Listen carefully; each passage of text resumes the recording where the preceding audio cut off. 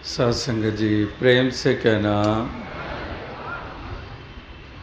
सत्संगत, आप सभी के दर्शन करके बहुत प्रसन्नता महसूस हो रही है।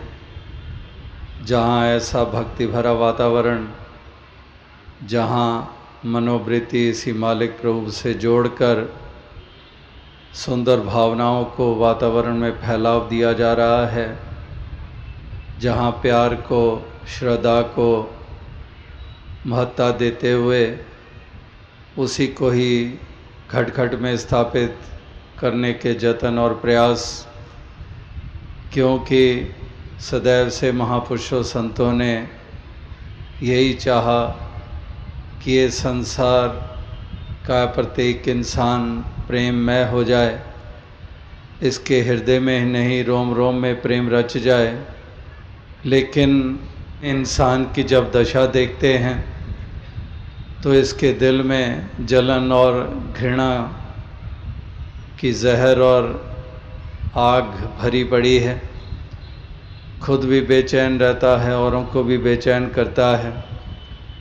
इसलिए सारा वातावरण खिंचाव वाला बन जाता है, पीड़ाजनक बन जाता है। तो मिल बैठकर ऐसे वातावरण को जन्म देते हैं भक्तजन, जबकि प्रेम की ठंडी फुहार तो हम कितना आनंदित महसूस करते हैं। इसी प्रकार से एक प्यार की फुहार ये चारों तरफ भक्तजन फैलाते हैं और इससे औरों को भी आनंदित करते हैं। तो आज यहाँ पर संत महात्मा भक्तजन वो इस परमात्मा ईश्वर के साथ जुड़ने के लिए इसलिए प्रेरणा दे रहे हैं क्योंकि प्रेम का स्वरूप यही है, ये प्रेम का स्वरूप यही है। और इसको जब थाम लिया जाता है, इसको जब अपना लिया जाता है, तो तभी वास्तविकता में हमारे हृदय में ये प्रेम उपजता है। वरना तो केवल प्रेम का जिक्र करने से भी नहीं कुछ होने वाला है। प्रेम प्रेम सब कोई कहे, प्रेम न जाने कोई, 8 पहर बहता रहे प्रेम कहाए सोए। प्रेम की गंगा बहाते चलो, बचपन से हम सुनते पढ़ते आ रहे हैं। लेकिन प्रेम की गंगा कहाँ बहाई जा रही है? खून की नदियाँ तो हमें अक्सर देखने को मिल रही हैं, जहाँ पर इंसान नफरतों से भरा हुआ, कहीं जाति के आधार पर नफरत, कहीं मज़हबों के आधार के ऊपर नफरत, कहीं भाषाएं मुद्दा बन जाते हैं नफरत करने के लिए, कहीं संस्कृतियां, कल्चर्स और पहरावे मुद्दा बन जाते हैं नफरत करने के लिए, कहीं खान पान, कहीं रहना, कहीं रीजनलिज्म, कहीं पर अनेकों ऐसी एक मान्यताएं। तो इस प्रकार से इंसान नफरत से युक्त होकर अक्सर हिंसा के दौर चलाता चले आ रहा है। तो खून की नदियां तो अक्सर हम इतिहास के पन्नों में भी देख रहे हैं और आज तो हम कदम कदम पर देख रहे हैं कि किस कदर इंसान नफरत में झुलसा हुआ चारों तरफ मातम फैलाता चले जा रहा है। तो यहाँ पर प्रेम का जिक्र हो रहा है कि जिन प्रेम कियो ते नहीं प्रभ पायो, प्रेम ते प्रगट होई मैं जाना। God is love, loving is living, if you cease to love you cease to live. यानी कि प्रेम का ही जिक्र हो रहा है। और हर महात्मा, संत, गुरु, पीर, पैगंबर ने ये प्यार का ही पाठ पढ़ाया था। लेकिन इंसान ने प्रेम को महत्ता दी नहीं। और ये भी एक और पहलू भी है इसका कि ये प्यार चाहता है कि मुझे प्रेम मिले, प्यार मुझसे किया जाए, लेकिन चाहता है अपने लिए, जैसे हर वो अच्छाई चाहता है कि वो मेरे साथ वैसे व्यवहार हों। अपने लिए चाहता है कि मेरे से कोई कड़वे बोल ना बोले, अपने लिए चाहता है मुझे कोई धक्का ना दे, अपने लिए चाहता है कि मुझे कोई ज़ख्म ना दे। लेकिन जब देने का वक्त आता है तो ये इंसान वो कुछ देते चले जाता है जो अपने लिए नहीं चाहता। यानी कि चाहता है मुझे प्रेम मिले, नहीं चाहता मुझसे कोई नफरत करे, लेकिन देने के वक्त ये खुद प्रेम देने को तैयार नहीं है, नफरत करेगा। नहीं चाहता कि कोई मेरी बुराई करे, लेकिन औरों की बुराई में ज़ुबान भी लगाए रखेगा। 100 ज़रूरी काम भूलकर निंदा बखीली में अपनी ज़ुबान लगाए रखेगा। यहाँ खड़ा होगा वहाँ गंदगी फैलाएगा, वहाँ खड़ा होगा किसी और की निंदा करेगा, कीचड़ उछालता रहेगा, लेकिन अपने लिए नहीं चाहेगा। अपने लिए तो बस मेरे कानों में सुनाई दे तो मेरे सिफ्त वाले शब्द सुनाई दे कि वहाँ पर भी मेरा यश हो रहा है, वो भी यश कर रहा है। तो ये सुनने का इच्छुक रहता है, ललायत रहता है। तो महापुरुष संत जन वो इस प्रकार से इंसानों को पैगाम ये चले जा रहे हैं कि इंसानों जैसा अपने लिए चाहते हो वैसा औरों को भी देना होगा। Do unto others as you want others to do unto you, कि जो अपने लिए चाहते हो, डू unto others, दूसरों के साथ वो व्यवहार करो जो अपने लिए चाहते हो। as you want others to do unto you, जो आप चाहते हो और तुम्हारे साथ करें वो आपको औरों के लिए करना होगा। तो इसलिए महापुरुष संत जन वो यही एक हर मानव, हर इंसान तक ये संदेश पहुंचाने के यत्नशील रहते हैं। तो आओ साथ संगत, जो वाकई इस प्रभु परमात्मा ईश्वर निराकार पारब्रह्म के साथ ये मन का नाता जोड़ लेता है, जो इस परम सत्ता को, इस प्रेम के स्वरूप को, इस प्रेम के स्रोत को जो अपना लेता है, तो वाकई ही वो एक ऐसा देने वाला बन जाता है जो राहत और सुकून भरा वातावरण स्थापित करने का माध्यम बन जाता है। तो इसीलिए यही एक महापुरुषों संतों के कथन, यही महापुरुषों के एक पैगाम जो युगों युगों से कि पोथी पढ़ पढ़ जगमुआ पंडित भया न कोय, 2.5 अक्षर प्रेम के पढ़े सो पंडित होए, कि वाकई ही वो 2.5 अक्षर प्रेम के एक तरफ तो कितने धर्म ग्रंथ, कितने वेद शास्त्र वो भरे पड़े हैं और वो पढ़ने को इंसान पढ़ रहा है और उन्हीं के सहारे अपने आप को पंडित कहलवाना चाहता है। लेकिन महापुरुषों ने फैसला दे दिया कि पोथी पढ़ पढ़ जगमुआ पंडित भया न कोय, कि पढ़ने को पोथी पढ़ी, धर्म ग्रंथ पढ़े, लेकिन पंडित भया न कोय, 2.5 अक्षर प्रेम के पढ़े सो पंडित होए। जो वाकई ही प्रेम का पाठ पढ़ गया वो पंडित कहलाता है। जे तो 5 नमाज़ा पढ़ियाँ तो कहते हैं जैसे कुछ मैंने नमाज पढ़ ली मैंने और पाक कुरान पढ़ ली, तो यही सोचता है कि मैं तो नमाजी बन गया, जंग जित के जो घर नूं आया हूँ तो लोग कहें तू गाजी। तो इस प्रकार से पढ़ी नमाज ते न्याज ना सिखिया, तेरी किस कम पढ़िया नमाजा, इल्म पढ़िया ते अमल ना कीता, तेरिया किस कम कीतियां वाजा, चिल्ले किते ते रब ना मिलिया। तो इस प्रकार से कहने का भाव क्या है कि केवल इल्म पढ़ पढ़ इल्म 1000 किताबां कदे अपने आप नूं पढ़िया ही नहीं। बात फिर मुड़ के वही आती है कि अपने आप नूं पढ़िया ही नहीं। पढ़ने को इल्म किताबें पढ़ी, पढ़ पढ़ इल्म 1000 किताबां, हज़ारों किताबें पढ़ डाली, लेकिन अपने आप नूं पढ़िया ही नहीं, अपने आप को पढ़ा ही नहीं, अपने आप को देखा ही नहीं कि पढ़ने को मैं धर्म ग्रंथों में से प्रेम प्रेम प्रेम पढ़े जा रहा हूँ, लेकिन अपने अंदर नहीं पढ़ा कि मेरे में क्या कदूरत और वैर भरी पड़ी है। कोई प्यार का नामो निशान नहीं है। धर्म वाला, मज़हब वाला अपने आप को मानता हूँ, सच्चा बंदगी करने वाला, इबादत करने वाला मानता हूँ, लेकिन नफ़रत की ऐसी ज्वाला भटकी हुई है, भड़कती रहती है, और दूसरों से नफ़रत करता हूँ कि ये दूसरे मज़हब वाला, ये दूसरे धर्म वाला, ये दूसरी जाति वाला। तो इस प्रकार से सिवाय नफ़रत और घृणा के और कुछ नहीं। तो इसलिए कहते हैं कि वो पढ़ना एक तरफ रह गया कि पोथी पढ़ पढ़ जग मुआ, पंडित भया न खोए, 2.5 अक्षर प्रेम के पढ़े सो पंडित होए।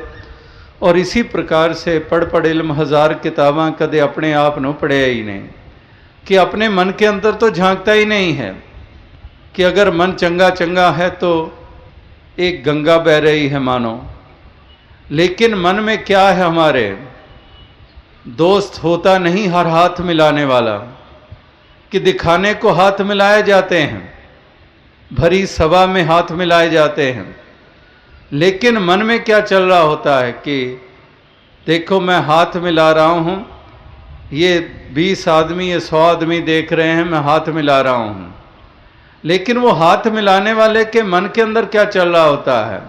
मन में ये चल रहा होता है कि देखो सामने पे सबके ऊपर तो मैंने प्रभाव डाल दिया कि मैं तुम्हारा मित्र हूँ, लेकिन मन में ये चल रहा होता है कि बेटा आज तो घर जिंदा नहीं पहुँचेगा। तो इस प्रकार से दोस्त होता नहीं हर हाथ मिलाने वाला, कि मन में कितनी वैर, ईर्ष्या, नफरत की आग में जल रहे होते हैं, और बाहर भाई भाई के नारे लगा रहे होते हैं। और आज भी हम नारे तो लगाने से रुकते नहीं हैं कि हिंदू, मुस्लिम, सिख, ईसाई आपस में है भाई भाई, लेकिन कहाँ पर भाईचारे की भावना, एक दूसरे को नुकसान पहुंचाने में सारे योगदान। तो वही बात कि हमारे मन के भाव क्या हैं, हमारे मन के अंदर क्या भरा पड़ा है। बंदगी और इबादत को ले लें, पूजा अर्चना को ले लें, जप तप स्नान को ले लें, तो वही बात कि बाहर ज्ञान ध्यान स्नान, अंतर व्यापे लोभ स्वान, कि बाहर तो ज्ञान ध्यान स्नान की बातें हैं, लेकिन अंतर व्यापे लोभ स्वान के अंदर लोभ रूपी कुत्ता बैठा हुआ है, हिर्स और हवस बैठी हुई है, घृणा और नफरत की आग जल रही है। तो मन में तो कुछ और है, लेकिन लेखा जो है, नबेड़ा जो है, ये तो अंतर पे निर्भर करेगा कि अंतर तुम्हारे क्या है, मन में तुम्हारे क्या भरा पड़ा है। बाहर कोई भ्रम में नहीं आने वाला, खुदा परमात्मा राम ये ईश्वर, लोग तो भ्रम में आ सकते हैं तुम्हारी पूजा अर्चना देखकर, तुम्हारा पठन पाठन देखकर, तुम्हारे दान पुण्य देखकर, तुम्हारी यात्राएं देखकर, तुम्हारा माला फेरना देखकर, लोग तो भ्रम में आ सकते हैं, लेकिन घट घट के अंतर की जानत, भले बुरे की पीड़ पहचानत, तो ये प्रभु परमात्मा को कहाँ धोखे में रखोगे? असली हिसाब तो जिसने लेना है वो तो वाकिफ है, औरों ने क्या तुम्हारा हिसाब लेना है? वो तो भ्रम में आ जाएंगे, लेकिन ये तो नहीं भ्रम में आने वाला, ये तो तुम्हारे अंतर की जानता है। तो इसलिए महापुरुष आज भी ये अंतर के ऊपर जोर दे रहे थे कि जिसका मन चंगा तो कठौती में गंगा, कि हमारे मनों में क्या चल रहा है, किस कदर हम लाख चतुराइयाँ और धर्म के क्षेत्र में भी, बंदगी इबादत में भी, उसमें भी हम चतुराइयों से बाज नहीं आते हैं। वहाँ पर भी कितनी कितनी चतुराइयाँ, कितने अहम, कितने अभिमान, ये पूरी तरह से कार्यशील रहते हैं। तो इस कदर संसार में जो सिलसिले बने हुए हैं, इंसानों की फितरतें बनी हुई हैं, वो सब इसी और ही इशारा करते हैं कि इंसान अपने आप के साथ बहुत बड़ा धोखा कर रहा है, अपने आप के साथ बहुत खिलवाड़ कर रहा है, ये अपने आप के नुकसान के साधन खुद जुटा रहा है। तो इसलिए कबीर कसौटी राम की, झूठा टिके ना कोई, राम कसौटी सो सहे जो मर जीवा होए, कि राम की कसौटी के ऊपर तो रख लिया जाता है कि क्या ये खालस सोना है या फिर केवल रंग चढ़ा हुआ है, केवल बाहरी ऊपर ही कुछ रंग चढ़ा हुआ है, अंदर धातु कुछ और है। कबीर कसौटी राम की झूठा टिके ना कोय, राम कसौटी सो सहे जो मर जीवा होए। तो इस प्रकार से ये कसौटी के ऊपर ये परख हो जाती है। तो इसलिए सब महापुरुष भक्तजनों के कथन, महापुरुषों की वाणी, वो यही कहते हैं कि इंसान ये तू अपने अंतर को संवार ले, इस अंतर में इस प्रभु को बसा ले, ये महापुरुषों के वचन, महापुरुषों की वाणी को इस हृदय में बसा ले, और इसी के कारण ये तुम्हारे मन को वो एक सुंदर भाव प्राप्त हो जाएंगे। मन में अब नफरत की बजाय प्रेम का स्थापन हो गया, और इसी प्रकार से एक विनम्रता का स्थापन हो गया, और सब सुंदर सुंदर ही ये बन गया इस मन का स्वरूप। वरना तो जैसे दास ने जिक्र किया कि कितनी चतुराइयाँ और कितनी चालाकियों से इंसान काम लेता है, और इस प्रकार से उसके असर भी होते हैं उसी के आधार के ऊपर, कि जिस प्रकार से इंसान, एक मिसाल जो अनेकों दफ़ा वो पहले भी दी गई है कि किस तरह से एक इंसान एक पहुंचा, वहाँ पर खेत था गन्नों का, और गन्ने सामने लगे हुए, और उसके मन में चाहना पैदा हुई कि गन्ने चूपूं, गन्ने मैं खाऊं, वो मिठास लूं। तो वहाँ पर वो उखाड़ने लगा गन्ना उस खेत से, तो एकदम से उसके मन में ये ख्याल कि इस प्रकार से मैं ये गन्ने तो चूपने लगा हूँ, तो चलो इजाज़त ले लूँ। तो इजाज़त ले लूँ तो उसने क्या कहा कि एक खेत के गन्नों मैं तुम्हें चूप लूँ, और खुद जवाब दे दिया कि हाँ बेशक एक नहीं 10 चूपो, और उखाड़ कर वो उसको गन्ने को खाने लगा। उधर से वो खेत का मालिक आ गया, उसने देखा कि इस शख्स, ये इंसान, ये गन्ने उखाड़ उखाड़ कर ये खाई जा रहा है, चूसते चले जा रहा है। तो उसने उसको कहा कि क्या कर रहा है, किसकी इजाज़त से तू ये गन्ने ले रहा है? तो कहने लगा मैंने ली है इजाज़त। किससे इजाज़त ली है? मैंने ली है, मैंने गन्नों से इजाज़त ली है। मैंने गन्नों से पूछा क्या खेत के गन्नों मैं तुम्हें चूस लूँ? तो कहा कि हाँ चूस लो। तो आगे से वो इंसान जो खेत का मालिक, वो कहने लगा अच्छा गन्नों ने इजाज़त दी? गन्नों ने कहा कि हाँ बेशक चूस लो, एक नहीं 10 चूस लो। कहने लगा हाँ बिल्कुल। तो वो इंसान जो खेत का मालिक था, उसने हाथ में एक लठ उठाई हुई थी, लाठी उठाई हुई थी, और वो भी उसी लिहाज से कहने लगा कि हाथ की लाठी मैं इसको 10 लगा दूं। वो कहने लगा, आप ही जवाब देने लगा, कहने लगा 10 क्या, इसको 50 लगाओ। तो कहने का भाव क्या कि इस प्रकार से चतुराइयाँ और चालाकियाँ ये इंसान कहाँ कहाँ नहीं इस्तेमाल करता है, और धर्म के क्षेत्र में भी ये उससे बाज नहीं आता है।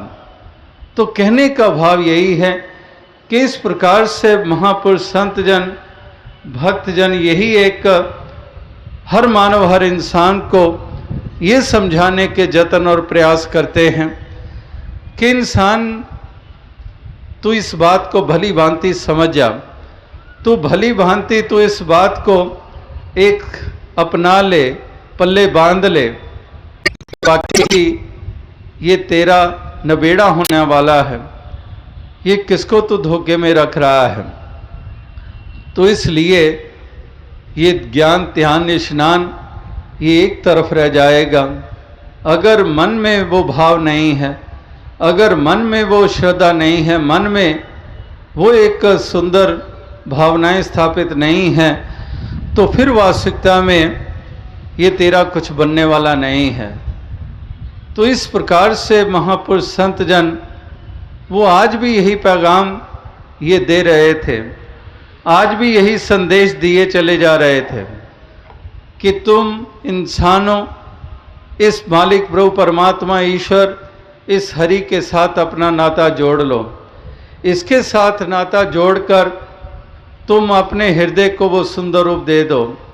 संतों महात्माओं की जो एक शिक्षाएं हैं वो सब की सब इसी और ही इशारा करती हैं।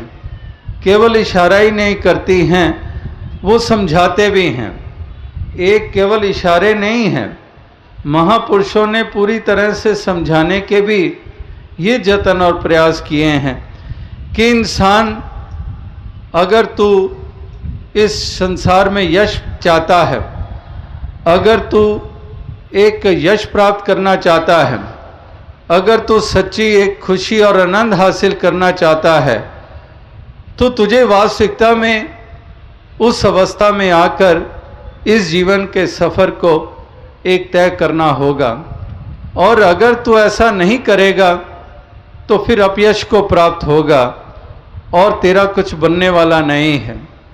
तो और साथ संगत कहने का तात्पर्य यही है कि महापुरुष संत जन भक्त जन इन्होंने कभी भी कोई कसर नहीं उठा रखी है।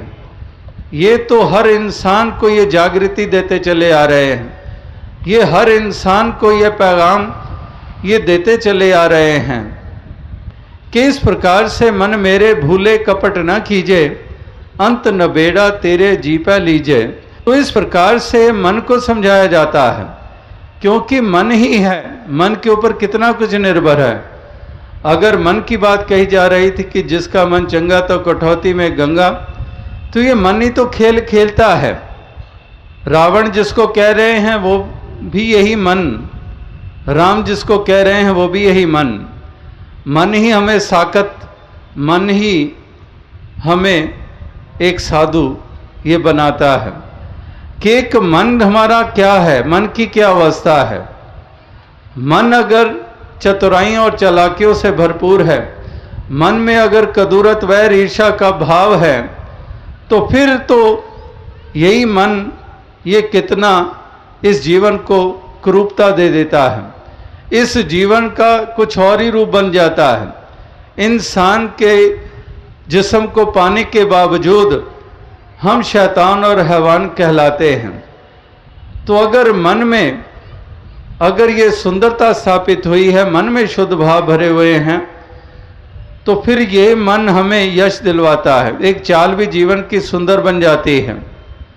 तो इसलिए मन को अगर प्यार सजाता है गुलशन को और नफरत वीरान करे, तो ये प्यार या नफरत ये कहाँ बसे हुए हैं? कोई हथेली के ऊपर है या हमारे जिस्म के साथ चिपके हुए हैं? नहीं, ये नफरत या प्रेम ये तो भाव है, प्रेम भी भाव है, नफरत भी भाव है, ये मन में बसे हुए हैं। तो मन तो वही है, इसको हम कौन से सांचे में ढालना चाहते हैं, इसको हम क्या रूप देना चाहते हैं। जैसे गाड़ी का स्टीयरिंग तो वही है, उसी स्टीयरिंग के द्वारा हम उस गाड़ी को खाई में फेंकना चाहते हैं या उसको हम ठीक सड़क पे चलाना चाहते हैं। स्टीयरिंग तो वही है, ये नहीं है कि दो स्टीयरिंग अलग लगे हुए हैं, मन तो वही है। इस मन को कौन से सांचे में ढालना है? भक्तों संतों वाले सांचे में ढालना है, सज्जनों वाले सांचे में ढालना है, या फिर साकत और मनमुखों वाले सांचे में ढालना है? ये तुम पर निर्भर करता है। आखिर ये समझ फिर कब काम आएगी? क्या यह समझ केवल कमाइयों के लिए है? क्या यह समझ केवल दुनियावी ताकतें हासिल करने के लिए हैं?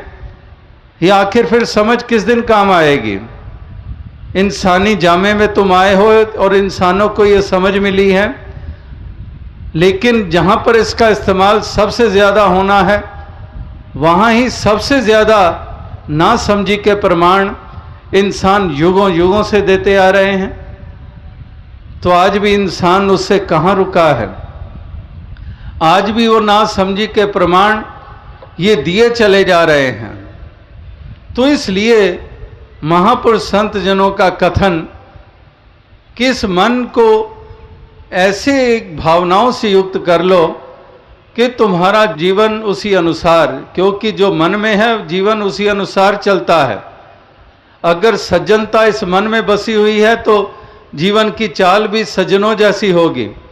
अगर मन में दुर्जन वाले भाव हैं तो ये दुर्जन वाली चाल हमारी रहेगी, उसी चाल को हम चलते चले जाएंगे। वही बात कि चाहे लिबास कोई भी पहन लें, लेकिन चाल तो कुछ और ही बताएगी, व्यवहार तो कुछ और ही बताएगा, बोल तो कुछ और ही बताएंगे। केवल वो लेबल नहीं है, लेबल कुछ और है, अंतर कुछ और है।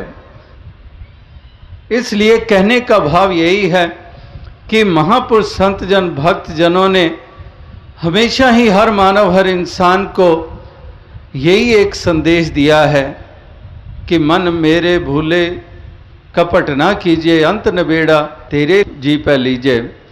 कि हे मन तू समझ जा, मन जीते जग जीत। जब हम कहते हैं कि मन को जीत लिया तो जगत को जीत लिया, मन के हारे हार, कि अगर मन से ही हार गए तो फिर तो हार ही हार है, फिर तो हम चलेंगे विपरीत चाल, फिर तो हम धंसते चले जाएंगे, फिर तो हम डूबते चले जाएंगे, फिर तो हम पाप कमाते चले जाएंगे।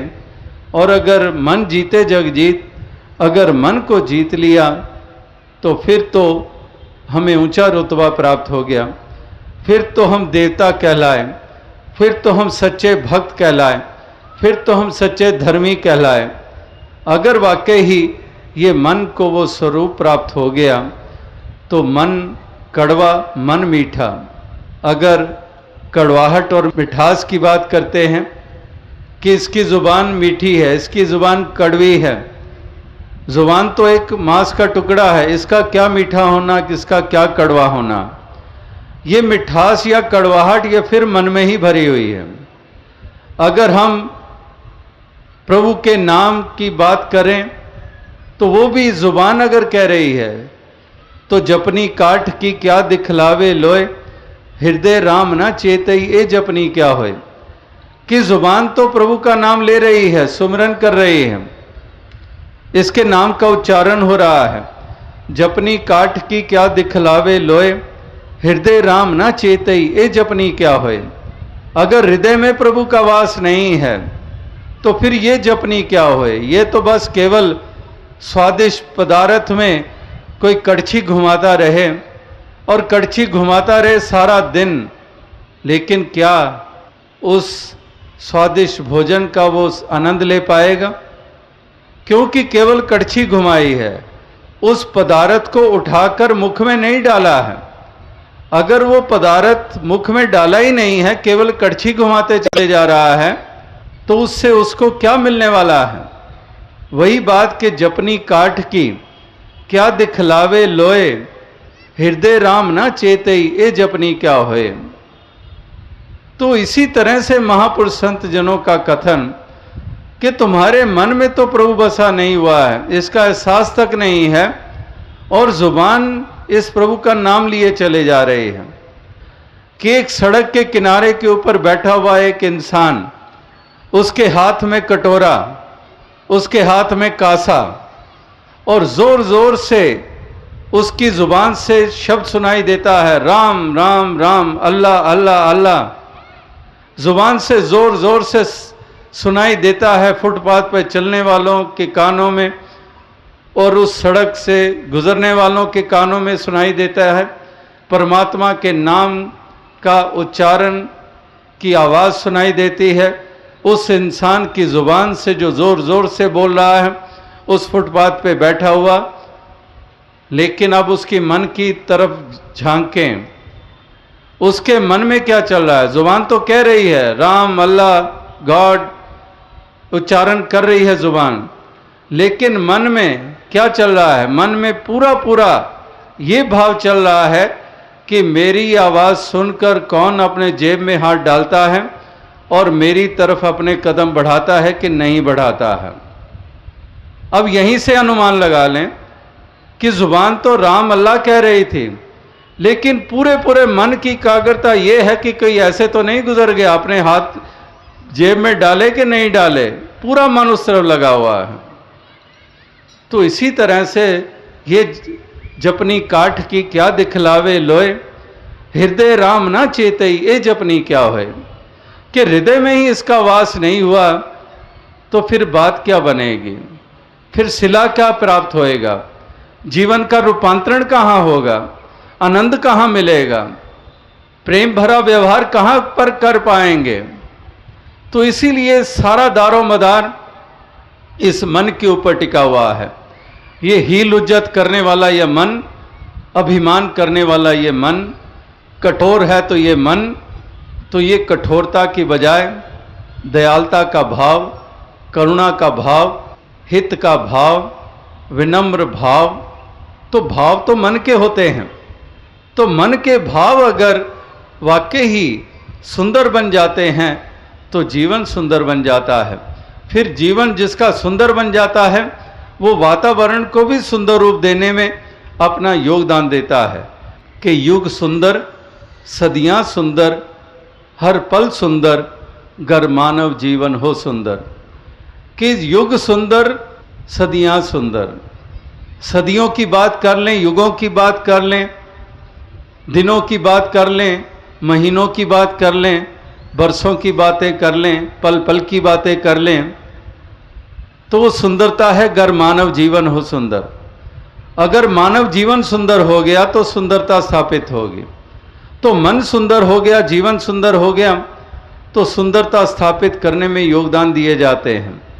सुंदरता, कोई सुंदर इमारतें बनती चली जाएं उससे सुंदरता हो जाएगी इस धरती की, या फिर कहीं बहुत पेड़ पौधे लग गए तो सुंदरता हो जाएगी इस धरती को प्राप्त। धरती तो पहले ही सुंदर है उस लिहाज से। तो जब बाकी प्लैनेट्स को देखते हम, कितने प्लैनेट्स हैं, कहीं जुपिटर है, कहीं मार्स है, कहीं पर कितने कितने प्लैनेट्स हैं, तो वो क्या धरती की तरह सुंदर हैं?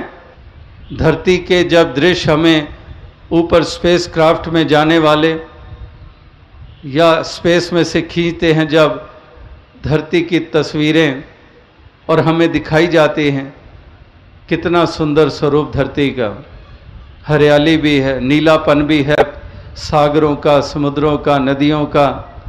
उस लिहाज से तो ये धरती पहले ही सुंदर है।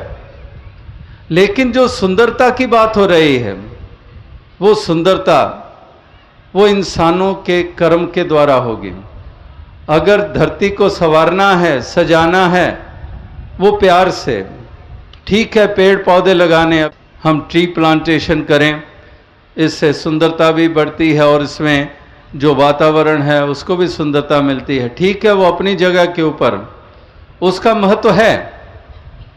लेकिन असल में दूसरी तरफ सोचें कि हरियाली ही हरियाली हो और उधर हम एक दूसरे के गले काट रहे हों, तो क्या सुंदरता मानी जाएगी? कश्मीर को कब से सुनते आ रहे हैं कि अगर जन्नत है इस धरती पे तो अमी अस्त, कि यही है कि जन्नत है तो यही है। वाकई ही तो होने को तो एक लिहाज से वाकई वो जन्नत है, इतने खूबसूरत नज़ारे, लेकिन डोमिनेट कर लिया उन नज़ारों को वो इंसानों की वैश्याना हरकतों ने, वो सब धरा धराया रह गया।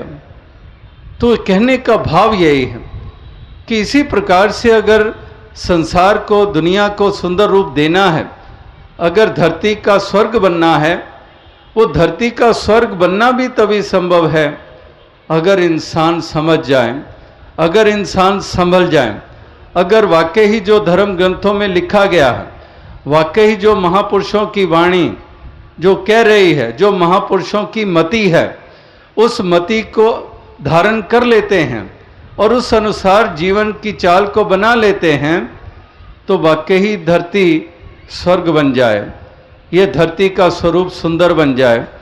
और इस प्रकार से संत महात्मा भक्तजन वो यही पुकार कर कह रहे हैं कि इंसानों कब समझोगे, कब संभलोगे। इसी प्रकार से ये जीवन लीला समाप्त हो जाएगी। ये सारा जीवन जी के चले जाते हैं लोग, सारी उम्र 80-80 साल के हो के जाते हैं।